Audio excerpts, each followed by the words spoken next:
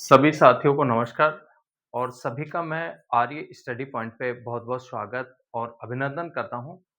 प्रिय साथियों, अपन जो बात करेंगे वो झांसी के विद्रोह के संदर्भ में विशेष रूप से देखेंगे। देखिए, झांसी का जो विद्रोह हुआ और ये जो झांसी का विद्रोह होता है, ये 4 जून 1857 को होता है और झांसी कहाँ पे है? तो झांसी जो है उत्तर प्रदेश में पड़ता था, यूपी में स्थित है।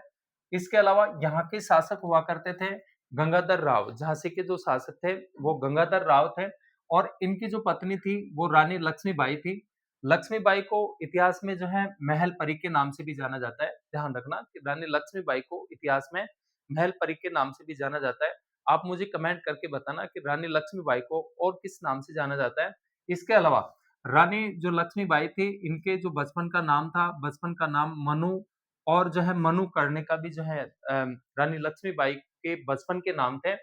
और देखिए कि गंगाधर राव और रानी लक्ष्मीबाई के जो है पुत्र नहीं था, तो इन्होंने दत्तक पुत्र का मतलब होता है पुत्र न होने पर जो है किसी अन्य पुत्र को जो है गोद लेना, तो इसको दत्तक पुत्र कहा जाता है। और दत्तक पुत्र जो इन्होंने उत्तराधिकारी के रूप में अपना जो दत्तक पुत्र बनाया, वो बालक का नाम था दामोदर राव। ध्यान देना कि रानी लक्ष्मीबाई ने जिस पुत्र को गोद लिया, उसका नाम था दामोदर राव। अब क्या होता है कि उस समय जो लॉर्ड डलहौजी थे और जैसा आप सभी जानते हैं कि ब्रिटिश जो कंपनी थी ईस्ट इंडिया कंपनी, उसकी शुरुआत भारत में व्यापार से होती है, लेकिन कंपनी ने व्यापार से प्रारंभ करके शुरुआत करके और भारत में अपनी शक्ति और सत्ता को जो है स्थापित कर दिया और भारत में बहुत बड़े जो है अपने साम्राज्य का कंपनी ने क्या कर लिया था 1857 तक विस्तार कर लिया था। लगभग भारत के 63% भूभाग पर अपना आधिपत्य और 78% जनसंख्या पर जो है कंपनी ने पूरी तरह से अपना अधिकार स्थापित कर लिया था। अब लॉर्ड डलहौजी ने एक सिद्धांत दिया डॉक्ट्रिन ऑफ लैप्स व्यपंगत का जो सिद्धांत दिया, जिसका मतलब था गोद निषेध प्रथा, अर्थात किसी राजा के पुत्र न होने की स्थिति में उस राज्य को ब्रिटिश साम्राज्य में जो है मिला लिया जाता था। तो गोद निषेध प्रथा को लागू किसने किया? लॉर्ड डलहौजी ने। और लॉर्ड डलहौजी की ये राज्य हड़प नीति थी। अब क्या होता है कि रानी लक्ष्मीबाई ने कहा कि मैं अपनी झांसी जो है अंग्रेजों को नहीं दूंगी और मरते दम तक उन्होंने जो है कंपनी के साथ में ब्रिटिश जो अंग्रेज थे अंग्रेजों के साथ में जो है संघर्ष किया। संघर्ष होता है किस किस के बीच में, ध्यान देना। एक तो झांसी के किले की घेराबंदी करने वाले जो थे वो जनरल ह्यूरोज थे। काफी बार पूछा जाता है कि झांसी के किले की घेरीबंदी करने वाले ब्रिटिश कौन थे? तो जनरल ह्यूरोज थे। जनरल हुरोज वर्ष रानी लक्ष्मीबाई के बीच में जो है झांसी को लेकर के क्या होता है संघर्ष होता है। और जनरल हुरोज का कथन है, हुरोज ने कहा कि महिलाओं में अगर कोई मर्द है तो वह रानी लक्ष्मीबाई की सबसे संघर्षशील जो है वो कौन है? वो लक्ष्मीबाई हैं।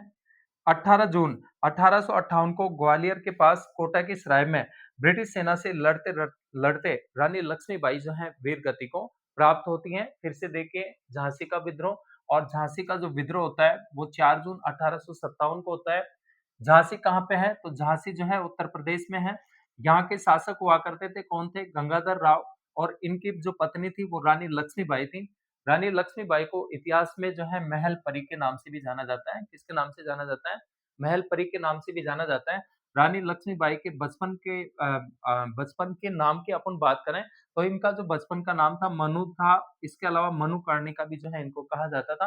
गंगाधर राव और रानी लक्ष्मीबाई के कोई पुत्र नहीं था, तो अपना उत्तराधिकारी बनाने के लिए जो है रानी लक्ष्मीबाई ने गंगाधर राव की मृत्यु के बाद में दत्तक पुत्र दामोदर राव को गोद लिया। लेकिन लॉर्ड डलहौजी ने व्यपंगत का सिद्धांत दिया, डॉक्ट्रिन ऑफ लैप्स का सिद्धांत, यानी इसका मतलब होता था गोद निषेध प्रथा को लागू कर दिया। अगर किसी राजा की कोई संतान नहीं थी, उत्तराधिकारी नहीं था, तो उस राज्य को ब्रिटिश साम्राज्य में मिला लिया जाता था।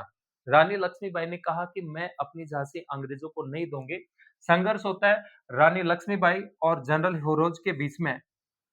और जनरल ह्यूरोज ने कहा कि महिलाओं में अगर कोई जागृत कोई महिला है, कोई मर्द है, तो वह रानी लक्ष्मीबाई हैं।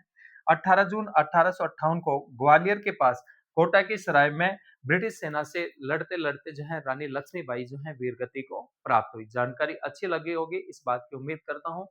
अच्छी लगी तो लाइक, सब्सक्राइब और शेयर करें। मिलते हैं और ऐसी महत्वपूर्ण जानकारियों के साथ।